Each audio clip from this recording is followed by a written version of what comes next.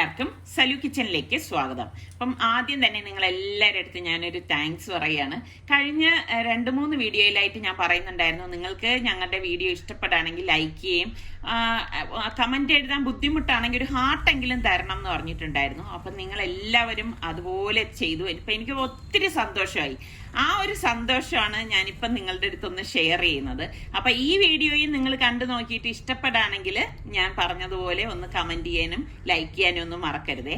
അപ്പം ഇന്നിപ്പം നോമ്പായിട്ട് പ്രത്യേകിച്ച് ഒരുപാട് ജോലിയൊന്നുമില്ല. വൈകുന്നേരം ഉമ്മാടെ അവിടെയാണ് നോമ്പ് ഉറുപ്പിന് വിളിച്ചിരിക്കുന്നത്. അപ്പം ഞാനും മോളും കൂടി ഒന്ന് ഷോപ്പിങ്ങിനായിട്ട് ഇറങ്ങിയതാണ്. അപ്പം സർക്കായും റിസ്വാനും കൂടി അവർക്ക് സർക്കൊക്കെ 1-2 ആൾക്കാരെയൊക്കെ കാണാനുള്ളത് കൊണ്ട് അങ്ങനെ പോയിരിക്കുകയാണ്. അപ്പം ഞങ്ങൾ ഒറ്റയ്ക്ക് തന്നെയാണ് ഇതാ പോയത്. അപ്പം നമ്മളുടെ ഈ പറഞ്ഞ മാതിരി ഡ്രൈവിംഗ് ഒക്കെ അറിഞ്ഞിട്ട്, അതായത് ഡ്രൈവിംഗ് ലൈസൻസ് എടുത്തിട്ട് ഓടിക്കാതെ ലൈസൻസ് പെട്ടിയിൽ വെച്ചിരിക്കുന്ന എത്ര പേരുണ്ട്. ശരിക്കും പറഞ്ഞാൽ നമ്മൾ ലൈസൻസ് എടുത്തു കഴിഞ്ഞാൽ വല്ലപ്പോഴും ആഴ്ചയിൽ ഒരിക്കലെങ്കിലും നമ്മൾ വണ്ടി എടുക്കണം കേട്ടോ. അല്ലെങ്കിൽ എന്തെന്ന് വെച്ചാൽ നമ്മൾ അതിനോടൊരു ഭയം വന്നു പോകും. പിന്നെ നമ്മൾ ഒരിക്കലും വണ്ടി എടുക്കാത്തവരായിട്ട് മാറിപ്പോവും. അപ്പം ലൈസൻസ് എടുക്കുന്നതിലല്ല കാര്യം. അപ്പം നമ്മൾ ധൈര്യത്തോടു കൂടി തന്നെ പലരും എനിക്കറിയാം പേടിച്ചിട്ട് വണ്ടി എടുക്കാതെയൊക്കെ നിൽക്കുന്നത്. അങ്ങനെ പേടിക്കേണ്ട കാര്യമൊന്നുമില്ല കേട്ടോ. നമ്മൾ പതുക്കെ വണ്ടി അങ്ങ് എടുത്തു തുടങ്ങുക, എങ്കിൽ മാത്രമേ നമുക്ക് നല്ല ഒരു രീതിയിൽ വണ്ടി ഓടിക്കാനൊക്കെ സാധിക്കത്തുള്ളൂ. അപ്പം എൻ്റെ കാര്യം പറഞ്ഞു കഴിഞ്ഞാൽ തുടക്കത്തിൽ ഞാൻ അങ്ങനെ വണ്ടി എടുക്കാത്തതിൻ്റെ ഒരു ബുദ്ധിമുട്ട് ഉണ്ടായിരുന്നു. പക്ഷെ ഇപ്പം അത് കുഴപ്പമില്ല കേട്ടോ. ഇപ്പം നിസ്സാരൊക്കെ ഉള്ളത് കൊണ്ടാണ് ഞാൻ പലപ്പോഴും വണ്ടി എടുക്കാൻ മടിച്ചിട്ടുണ്ടായിരുന്നത്. അപ്പം ഇവിടെ നമ്മൾ ഇതുപോലെ ഈ ഒരു സമയത്ത് ഇറങ്ങിയത് കൊണ്ട് തന്നെ അത്യാവശ്യം എന്നല്ല വലിയൊരു റഷൊന്നും ഉണ്ടായിരുന്നില്ല. അപ്പം ഞാൻ വിചാരിച്ചു ശരിയെന്നാൽ നമുക്ക് പെരുന്നാളിനുള്ള ഡ്രസ്സൊക്കെ ഒന്ന് നോക്കിയാലോ എന്ന് കരുതിയിട്ടാണ് ഞാനും മോളും കൂടിയൊക്കെ ഇങ്ങനെ നോക്കുന്നത് കേട്ടോ. പക്ഷെ ഞാൻ വലിയ പ്രതീക്ഷയിലാണ് ഈ സമയത്ത് ഇങ്ങനെ പുറത്തേക്ക് ഇറങ്ങിയത്. എന്തെങ്കിലുമൊക്കെ കിട്ടുമല്ലോ എന്ന് കരുതിയിട്ട്. കാരണം ഒന്നാമതിപ്പം പെരുന്നാൾ വരാൻ പോകുന്നു, അപ്പോൾ പുതിയ ഐറ്റംസ് ഒക്കെ ഉണ്ടാവും എന്ന് വിചാരിച്ചു. പക്ഷെ ഒന്നും ഉണ്ടായിരുന്നില്ല കേട്ടോ. എല്ലാം ഇതിനു മുൻപ് കണ്ടിരിക്കുന്ന കളേഴ്സും കണ്ടിരിക്കുന്ന മോഡലും ഒക്കെ തന്നെയാണ് ഉണ്ടായിരുന്നുള്ളത്. എനിക്ക് തോന്നുന്നു ഇനിയും 10-15 ദിവസം ഉള്ളത് കൊണ്ടായിരിക്കാം ആ സമയത്തൊക്കെ വരത്തുള്ളൂയിരിക്കും. പക്ഷെ എനിക്കങ്ങനെ ഒട്ടും ഒരു തൃപ്തി വന്നിട്ടില്ല. അപ്പം ഞാൻ എപ്പോഴും പറയത്തില്ലേ, നമുക്ക് തൃപ്തികരമായിട്ട് വന്നാൽ മാത്രമേ എന്ത് സാധനം വാങ്ങിയിട്ടും കാര്യമുള്ളൂ. പിന്നെ നോമ്പ് തുടങ്ങിയ ശേഷം നമ്മൾ ഇങ്ങനെ ഒരു ഷോപ്പിങ്ങിനായിട്ടൊന്നും വന്നിട്ടില്ല. അപ്പം നിസ്സാർക്കായിട്ട് വരാമെന്നൊക്കെ വിചാരിച്ചിരിക്കുന്നതിൽ ഇപ്പം നോമ്പൊക്കെ ആയതുകൊണ്ട് തന്നെ വൈകുന്നേരം ഒന്നും തീരെ സമയം കിട്ടില്ല. കാരണം തറാവിയൊക്കെ നിസ്കാരമൊക്കെ ഉള്ളതുകൊണ്ട് പള്ളിയിൽ പോകേണ്ട കാര്യമൊക്കെ ഉള്ളതുകൊണ്ടും നോമ്പ് ഉറിച്ച് കഴിഞ്ഞിട്ട് ഒരു കാര്യവും നടക്കത്തില്ല. പിന്നെ ഓതല്, അങ്ങനെ നിസ്കാരം, അങ്ങനെ അങ്ങ് പോവും. അതുകൊണ്ടാണ് ഇന്ന് വേറെ പ്രത്യേകിച്ച് ഒരു പണിയും ഉണ്ടായിരുന്നില്ല. അപ്പം ഞാൻ വരുന്നതിന് മുൻപ് തന്നെ ഉമ്മാടെ അടുത്ത് പോയി ഉമ്മാക്ക് എന്തെങ്കിലും ഹെൽപ്പ് ചെയ്യാന്ന് പറഞ്ഞ് ചോദിക്കുമ്പോഴേക്കും ഉമ്മ പറഞ്ഞ് ഒന്നും വേണ്ട എന്ന് പറഞ്ഞു. ഉമ്മ അങ്ങനെ ഒരു വ്യക്തിയാണ് കേട്ടോ. ഉമ്മയെ പോലാണ് ഞാനെന്ന് തന്നെ വേണമെങ്കിൽ പറയാം. ഇപ്പൊ കുക്കിംഗ് ചെയ്യുന്ന കാര്യത്തിലായാലും ഉമ്മാക്ക് ഇങ്ങനെ അങ്ങനെ കൂടെ നിന്ന് ആരും സഹായിക്കുന്നതിന് വലിയ താല്പര്യമില്ല കേട്ടാ. കൂടെ എന്നാൽ ജോലി നടക്കൂല എന്നാണ് ഉമ്മ പറയണത്. അത് വാസ്തവം തന്നെയാണ്. എൻ്റെ കാര്യം എടുത്താലും അങ്ങനെയൊക്കെ തന്നെയാണ്. അപ്പം ഞാൻ ഇവിടെ വന്നപ്പോഴേക്ക് ഇതാ ഇങ്ങനെ പ്ലേറ്റ്സ് ഒക്കെ ഇങ്ങനെ നോക്കാണ്. ഇതുപോലെയുള്ള ഡിന്നർ സെറ്റൊക്കെ കാണുമ്പോൾ ഭയങ്കര ഇഷ്ടമാണ് കേട്ടോ. അപ്പം ഇങ്ങനെ വെറൈറ്റി ആയിട്ടൊക്കെ കാണുന്ന ഐറ്റംസ് ഒക്കെയാണ് എനിക്ക് കൂടുതൽ ഇഷ്ടം. മുൻപൊക്കെ ആണെങ്കിൽ ഒരുപാട് നല്ല നല്ല മോഡൽസിലുള്ള പല പ്ലേറ്റ്സ്, ബൗൾസ് ഒക്കെ ഇവിടെ കാണാൻ പറ്റുമായിരുന്നു. ഇപ്രാവശ്യം അങ്ങനെ വെറൈറ്റി ആയിട്ടൊന്നും ഒരു ഷോപ്പിൽ ഞാൻ ഒന്നും കണ്ടില്ല എന്നുള്ളതാണ് വാസ്തവം. അപ്പം ഇതൊക്കെ കാണുമ്പോൾ ഭയങ്കര ഒരു കൗതുകം തോന്നും കേട്ടോ. പക്ഷേ ഞാൻ പിന്നെ ചിന്തിക്കും, ഈ സംഭവം ഞാൻ വാങ്ങിയാൽ ഞാനിത് യൂസ് ചെയ്യുമോ എന്നൊക്കെ ഒരു 3-4 പ്രാവശ്യം ഞാനിങ്ങനെ ചിന്തിക്കും കേട്ടോ. അതിനുശേഷം മാത്രമേ ഞാൻ വാങ്ങിക്കത്തുള്ളൂ. അപ്പം എനിക്കിങ്ങനെ കാണാനൊക്കെ ഒത്തിരി ഇഷ്ടമാണ്. പിന്നെ ഞാനത് എന്ത് സാധനം എടുത്തു കഴിഞ്ഞാലും ഇത് ഞാൻ യൂസ് ചെയ്യുന്നതാണെങ്കിൽ പിന്നെ ഞാൻ ഒന്നും നോക്കത്തില്ല കേട്ടോ. ആ സംഭവം ഞാൻ അങ്ങ് എടുക്കും.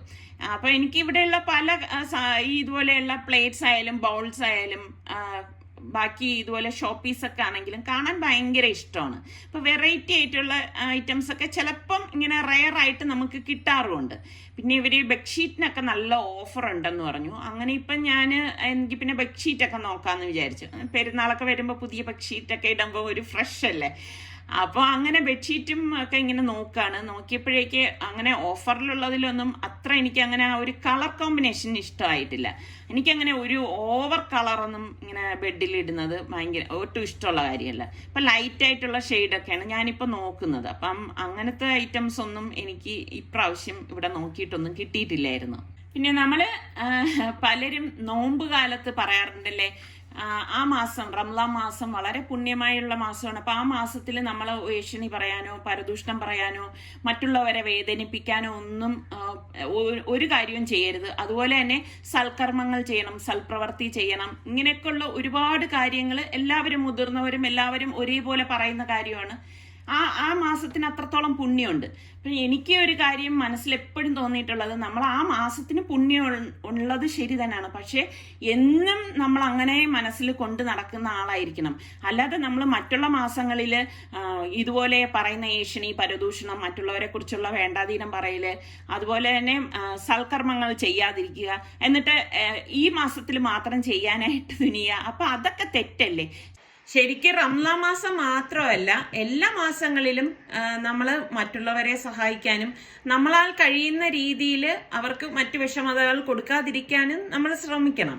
അപ്പൊ അത് നമ്മൾ ഓരോരുത്തരും ചിന്തിക്കേണ്ട ഓരോരോ കാര്യങ്ങളാണല്ലേ. അത് നമ്മുടെ മനസ്സിൽ എപ്പോഴും മറ്റുള്ളവർക്ക് വേണ്ടി നന്മകൾ ചെയ്യാനുള്ളതായിരിക്കണം നമ്മുടെ ജീവിതം എന്ന് നമ്മൾ സ്വയം തന്നെ നമ്മളുടെ മനസ്സിനെ ചിട്ടപ്പെടുത്തണം.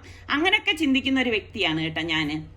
നമ്മളൊരു കാര്യം ചെയ്യുമ്പോഴേക്ക് നമ്മൾ മുഖേന മറ്റൊരാൾക്ക് അതൊരു വേദനയാവുമെങ്കിൽ നമ്മൾ അത് ചെയ്യാതിരിക്കണം. എന്നെ സംബന്ധിച്ച് ഇപ്പം എനിക്ക് എൻ്റെ കാര്യമല്ലേ പറയാൻ പറ്റത്തുള്ളൂ, അതുകൊണ്ടാണ് ഞാൻ ഇങ്ങനെ പറയുന്നത് കേട്ടാ. അപ്പം അത് ശരിയോ തെറ്റോ എന്നുള്ളത് തീർച്ചയായിട്ടും നിങ്ങൾക്ക് കമൻറ്റിലൂടെ എന്നെ അറിയിക്കാം. നിങ്ങൾക്ക് അതിനുള്ള സ്വാതന്ത്ര്യമുണ്ട്. കാരണം ഞാൻ എപ്പോഴും ഒരാളിന് നമ്മൾ എന്തെങ്കിലും ചെയ്യുമ്പോഴേക്ക് അവർക്കതൊരു വിഷമമായി പോയിട്ടുണ്ടെന്ന് ഞാൻ മനസ്സിലാക്കുന്ന അവസരത്തിലുണ്ടല്ലോ, അങ്ങനെ ഒത്തിരി അവസരങ്ങൾ എനിക്കുണ്ടായിട്ടുണ്ട്. അപ്പം ഞാൻ അവരുടെ അടുത്ത് തന്നെ അത് പറയും, നിങ്ങൾക്ക് അങ്ങനെ എന്തെങ്കിലും പറ്റിപ്പോയിട്ടുണ്ടെങ്കിൽ നിങ്ങൾ എൻ്റെ അടുത്ത് പുറത്തു തരണം എന്ന്. ഞാൻ എൻ്റെ തെറ്റ് മനസ്സിലാക്കിയാൽ ഞാൻ അവിടെ ഈ നാണക്കേടോ മാനക്കേടോ ഒന്നും കരുതി മനസ്സിൽ വെച്ചുകൊണ്ട് നടക്കുന്ന ഒരു വ്യക്തിയല്ല. അത് പറഞ്ഞു കഴിയുമ്പോഴേക്കും നമുക്കതങ്ങ് മാറിക്കിട്ടും. അപ്പം ഇങ്ങനെ ഓരോ വ്യക്തികളും നമ്മളിങ്ങനെ ഓരോരുത്തരും അങ്ങനെ ചിന്തിക്കണം എന്നുള്ളതാണ് എൻ്റെ ഒരു കാഴ്ചപ്പാട്. ഞാൻ പറയുന്നതിൽ എന്തെങ്കിലും തെറ്റോ അതല്ലെങ്കിൽ ഞാൻ പറയുന്ന വാക്കുകളിൽ എന്തെങ്കിലും തെറ്റുകളുണ്ടെങ്കിൽ നിങ്ങൾക്കത് തിരുത്തി തരാം കേട്ടോ. അതെന്താണ് അത് ഞാൻ പറഞ്ഞത് ശരിയല്ലെങ്കിൽ ശരിയല്ല എന്നുള്ള കാര്യം, അല്ലെങ്കിൽ ശരിയാണെങ്കിലോ നിങ്ങളത് തീർച്ചയായിട്ടും എനിക്ക് അതൊന്ന് തിരുത്തി തരണം. ഇതാ നമ്മൾ കഥ പറഞ്ഞ് ഇതാ ഇപ്പൊ വീട്ടിലെത്തി. ഇതാണ് എൻ്റെ ഒരു കുഴപ്പം കേട്ടാ, കഥ പറയാൻ നിന്നാൽ ഒരു രക്ഷയുണ്ടാവത്തില്ല. അപ്പൊ ഇനിയിപ്പം എനിക്ക് ഒന്ന് ഡ്രസ്സൊക്കെ മാറ്റിയ ശേഷം എനിക്ക് 1-2 ഐറ്റംസ് ഒക്കെ ഉണ്ടാക്കാനുണ്ട്. കാരണം ഉമ്മാക്ക് വേണ്ടിയിട്ട്, ഉമ്മാക്ക് മട്ടൻ കട്ട്ലറ്റ് ഭയങ്കര ഇഷ്ടമാണ് കേട്ടോ. പക്ഷെ ഉമ്മ അങ്ങനെ കട്ട്ലറ്റ് ഒന്നും ഉണ്ടാക്കാനായിട്ടൊന്നും അങ്ങനെ മെനക്കെടത്തൊന്നുമില്ല. അപ്പം ഞാൻ വിചാരിച്ച് ശരി എന്നാൽ ഉമ്മാക്ക് വേണ്ടിയിട്ട് ഇന്നിപ്പം മട്ടൻ കട്ട്ലറ്റ് ഉണ്ടാക്കാം. അപ്പം ഞാൻ ഇവിടെ എന്ന് വെച്ചാൽ ഇതിപ്പം 1.5 പാക്കറ്റ് ബ്രെഡാണ് കേട്ടോ. ബ്രെഡ് ഞാൻ നന്നായിട്ടൊന്ന് പൊടിച്ചെടുത്തിട്ട് ഇതുപോലെ പാനിലിട്ടിട്ടേക്ക് വറുത്തെടുക്കും. ഇങ്ങനെയാണ് ഞാൻ ബ്രെഡ് ക്രംസ് ഉണ്ടാക്കണത്. ഞാൻ ഇതിനു മുൻപും കാണിച്ചിട്ടുണ്ട് ബ്രെഡ് ക്രംസ് ഉണ്ടാക്കുന്നതിൻ്റെയൊക്കെ വീഡിയോ. അപ്പം ഇത് നമ്മളുടെ വീറ്റ് ബ്രെഡാണ് കേട്ടോ. ഇവിടെ വീറ്റ് ബ്രെഡാണ് ഞാൻ വാങ്ങിക്കുന്നത്. അപ്പം അത് ഞാൻ വറുത്ത് മാറ്റിയ ശേഷം ഞാൻ മട്ടൻ ഏകദേശം ഇതിപ്പോൾ ഒരു 1/2 കിലോയോളം ഉണ്ട് കേട്ടോ. അത് കഴുകി എടുത്തിട്ട് കുക്കറിലേക്ക് ഇട്ടിട്ട് മഞ്ഞൾപ്പൊടിയും ഗരം മസാല പൊടിയും കുരുമുളക് പൊടിയും പിന്നെ കുറച്ച് മല്ലിപ്പൊടിയും മുളക് പൊടിയും കൂടി ഇട്ട് കൊടുക്കും. എന്നിട്ട് നമുക്ക് പാകത്തിനുള്ള ഉപ്പും കൂടി ചേർത്താണ് ഞാനിതൊന്ന് വേവിച്ചെടുക്കുന്നത്. ഇപ്പം സാധാരണ ആൾക്കാർ കട്ട്ലറ്റൊക്കെ ഉണ്ടാക്കുമ്പം ഇത്രയും പൊടികളൊന്നും ഇടത്തില്ല, കുരുമുളകും മഞ്ഞപ്പൊടിയും മാത്രം ഇട്ട് ഉണ്ടാക്കുന്നവരുണ്ടാവും. പക്ഷെ എനിക്ക് അങ്ങനെ ഇഷ്ടമില്ല കേട്ടോ ഇതിലൊന്നും. പിന്നെ ഞാൻ പൊട്ടറ്റോ എടുത്തിട്ടുണ്ട്. അത്ര വലിയ പൊട്ടറ്റോ ഒന്നുമല്ല, കണ്ടില്ലേ ഇതിൻ്റെ ഇടയിൽ 2 പൊട്ടറ്റോ മാത്രമേ കുറച്ച് വലിപ്പമുള്ളൂ. അത് ഞാനൊന്ന് കട്ട് ചെയ്തിട്ട് കൊടുക്കുകയാണ്. അപ്പം ഇതെല്ലാം കൂട്ടിയിട്ട് നമുക്ക് ഒരുമിച്ച് തന്നെ ഒന്ന് വേവിച്ചെടുക്കാം. അപ്പം ഈ പൊട്ടറ്റോ ഇതിൽ കിടന്ന് തന്നെ വെന്തോളും, വെള്ളം ഒഴിക്കുകയേ ചെയ്യരുത്. എന്നിട്ട് ഞാൻ വെയിറ്റ് ഇട്ടിട്ട് ഒരു 6-7 വിസിൽ വരെ ഒന്ന് വേവിച്ചെടുക്കും. അത് കഴിഞ്ഞ് കുക്കർ തുറന്നപ്പോഴേക്ക് നമ്മുടെ പൊട്ടറ്റോയൊക്കെ വെന്ത് വന്നിട്ടുണ്ട്. അപ്പോൾ പൊട്ടറ്റോ ഞാൻ സെപ്പറേറ്റ് ഇതിൽ നിന്നൊന്ന് മാറ്റി വെക്കുകയാണ്. മാറ്റി വെച്ച ശേഷം കണ്ട ഇത്രയേ ഉള്ളൂ പൊട്ടറ്റോ. ഇനി ഇതൊന്ന് കൈകൊണ്ട് പൊടിച്ചെടുത്താൽ മതി. മട്ടൻ കണ്ടോ കറക്റ്റ് പരുവത്തിന് വെന്ത് വന്നിട്ടുണ്ട്. അപ്പം മട്ടൺ ആയതുകൊണ്ടാണ് ഞാൻ ഈ മറ്റ് മസാലപ്പൊടികളൊക്കെ ചേർത്തത് കേട്ടോ. ബീഫാണെങ്കിലും ചേർക്കും. അപ്പം ഞാൻ ഒരു പാനിലേക്ക് 3 ടേബിൾ സ്പൂണോളം ഓയിൽ ഒഴിച്ചിട്ട് ഞാനൊരു 6 മീഡിയം സൈസുള്ള സവാളയാണ് ചോപ്പ് ചെയ്തെടുത്തത് കേട്ടോ. അപ്പോൾ ആ സവാളയും കൂടി നമുക്കിതിലേക്ക് ഇട്ടിട്ട് ഒന്ന് വഴറ്റി കൊടുക്കാം. അപ്പോൾ ഞാൻ പറഞ്ഞില്ലേ ഉമ്മ നന്നായിട്ട് കുക്ക് ചെയ്യും. ഉമ്മ ഒറ്റയ്ക്ക് തന്നെയാണ് ഓരോ കാര്യങ്ങളൊക്കെ ചെയ്യണത്. പക്ഷേ ഇങ്ങനെയുള്ള കട്ട്ലറ്റ് അങ്ങനെയുള്ളതിനൊന്നും ഉമ്മ മെനക്കെടത്തില്ല കേട്ടോ. അപ്പം ഞാൻ എന്താ കുറച്ചധികം കറിവേപ്പിലയും കൂടി കട്ട് ചെയ്തിട്ടിട്ടുണ്ട്. അപ്പം അതും കൂടി നമുക്ക് ഇതിലേക്ക് ചേർത്തിട്ടൊന്ന് വഴറ്റി കൊടുക്കാം.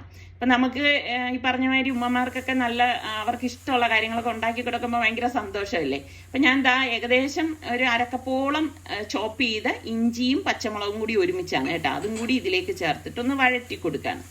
ഇതുപോലെ ഒന്ന് വഴറ്റിയെടുക്കണം. വഴറ്റിയെടുത്ത ശേഷം നമുക്ക് ഇതിലേക്ക് പാകത്തിനുള്ള ഉപ്പും കൂടി ഇട്ട് കൊടുക്കാം.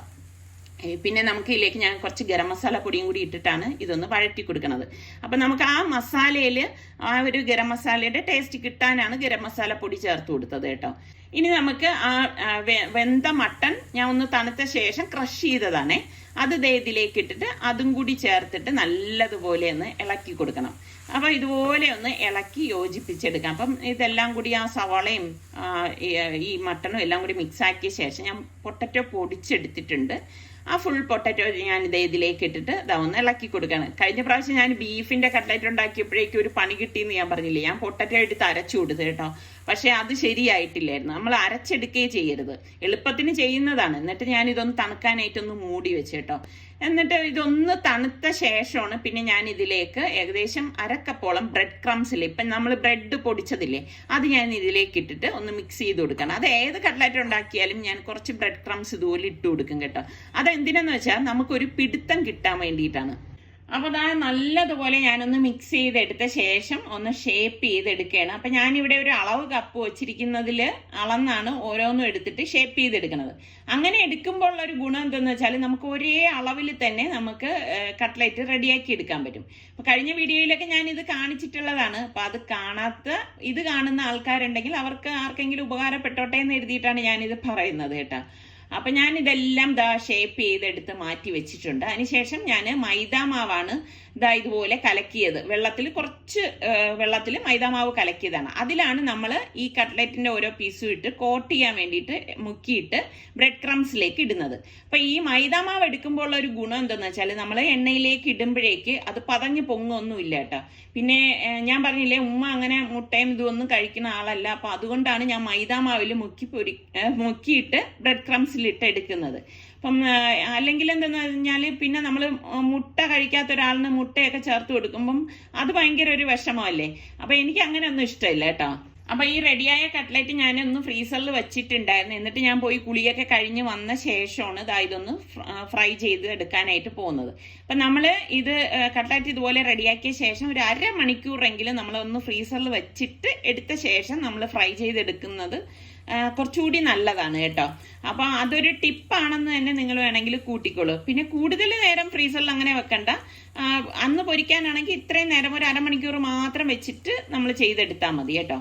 അപ്പൊ ഞാൻ ഇതെല്ലാം ഒന്ന് ഫ്രൈ ചെയ്തെടുക്കുകയാണ്. അപ്പം പലരും ഞാനിപ്പോ ഒരു 4 എണ്ണം വെച്ചിട്ടാണ് എല്ലാം ഫ്രൈ ചെയ്തെടുക്കുന്നത്. ഒരുപാട് എണ്ണയൊന്നും ഞാൻ ഇതിനായിട്ട് ഉപയോഗിക്കുന്നില്ല കേട്ടോ.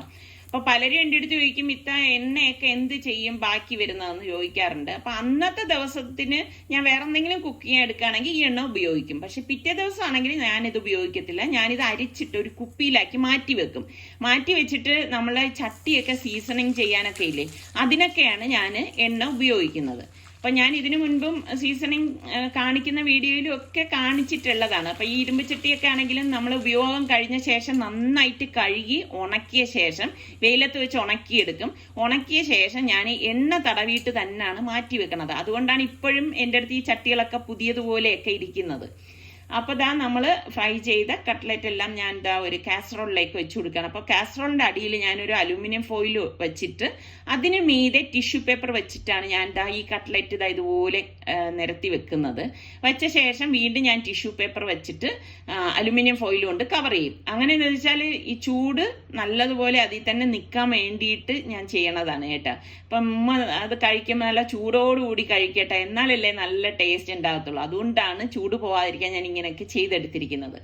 അപ്പോൾ നമുക്ക് പോവാൻ നേരമായി. ഞങ്ങളുടെ വീടിൻ്റെ താഴെ തന്നെയാണ് മുമ്പ് താമസിക്കുന്നത് കേട്ടോ. അപ്പം നമ്മളിപ്പം നോമ്പ് തുറക്കി അങ്ങോട്ടേക്ക് പോവുകയാണ്. അപ്പൊ ഞാനൊരു കാര്യം പറഞ്ഞോട്ടെ, ഇന്നത്തെ വീഡിയോ നിങ്ങൾക്ക് ഇഷ്ടപ്പെടുകയാണെങ്കിൽ ലൈക്ക് ചെയ്യാനും ഞാൻ നേരത്തെ പറഞ്ഞതുപോലെ കമന്റ് ചെയ്യാനും ഒന്നും മറന്നു വരുത് കേട്ടോ.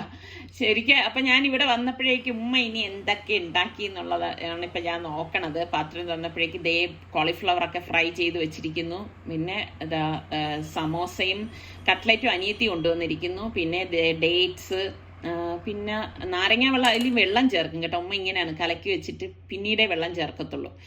പിന്നെ മട്ടൺ കറിയാണ്. പ്രഷർ കുക്കർ തുറന്നപ്പോഴേക്ക് മട്ടൺ കറി എല്ലാം കുറേശ്ശെ തന്നെ ഉണ്ടാക്കിയിട്ടുള്ളൂ. പിന്നെ ഇത് ഒറോട്ടിയാണ് കേട്ടോ. പിന്നെ ചിക്കൻ പൊരിച്ചത്, ഇതൊക്കെ റിസ്വാനെ കരുതിയിട്ട് ഉണ്ടാക്കുന്നതാണ് കേട്ടോ. പിന്നെ ചിക്കൻ കറി, പിന്നെ ഉള്ളത് പത്തിരി. ഇത്രയൊക്കെ ഉമ്മ മെനക്കെട്ടിരിക്കുകയാണ് കേട്ടോ. പക്ഷെ നമ്മളെന്നും അനിയത്തി ആയാലും എന്നെ ആയാലും ഉമ്മ കൈ വെപ്പിക്കില്ല. ഇടിയപ്പം ഉണ്ട്, പിന്നെ ഇത് ഉമ്മയുടെ വെള്ളമാണ്. അപ്പൊ ഇങ്ങനെയൊക്കെ ഉള്ള ഐറ്റംസ് ആണ്. ഇതിപ്പം ഞാൻ കൊണ്ടുവന്ന, ഞാൻ ബീഫ് കട്ട്ലറ്റും ഫ്രൈ ചെയ്ത് എടുത്തുകൊണ്ട് വന്നിട്ടുണ്ടായിരുന്നേ. അപ്പോൾ ആ ബീഫ് കട്ട്ലറ്റ് ആണ് ഇത് ഞാൻ നമ്മൾ പാക്ക് ചെയ്തെടുത്തില്ലേ, ഉമ്മയുടെ മട്ടൺ കട്ട്ലറ്റ് ആണ്. അപ്പൊ ഇതൊക്കെയാണ് നമ്മളുടെ ഇന്നത്തെ മെനു എന്ന് പറയുന്നത്. അപ്പൊ ഷാജിയൻ സ്പെഷ്യൽ വാട്ടർമെലൺ ജ്യൂസ് ഉണ്ടാക്കുകയാണ്. അപ്പോൾ ഇതൊക്കെ തന്നെയാണ് നമ്മളുടെ ഇന്നത്തെ വിഭവങ്ങൾ എന്ന് പറയുന്നത്. അപ്പോൾ ഇതെല്ലാം റെഡിയായി വന്നപ്പോഴേക്ക് നോമ്പ് തുറക്കാനുള്ള സമയമായിട്ടുണ്ടായിരുന്നു. അപ്പോൾ ഇത്രയും വിഭവങ്ങൾ ഉണ്ടെങ്കിലും ഉമ്മ നമുക്ക് അത്താഴത്തിനും കൂടി ചേർത്തിട്ടാണ് ഇതെല്ലാം ഉണ്ടാക്കി വെച്ചിരിക്കുന്നത് കേട്ടോ. അപ്പോൾ നിങ്ങൾ എല്ലാവരും ഇഷ്ടപ്പെട്ടാൽ ഞാൻ നേരത്തെ പറഞ്ഞ പോലെ കമന്റ് ചെയ്യാൻ മറന്നു പോരുത്. ഇനി അടുത്ത് നമുക്ക് നോമ്പ് തുറ വിശേഷങ്ങളുമായി വീണ്ടും കാണാം. അതുവരേക്കും എല്ലാവർക്കും ബൈ ബൈ.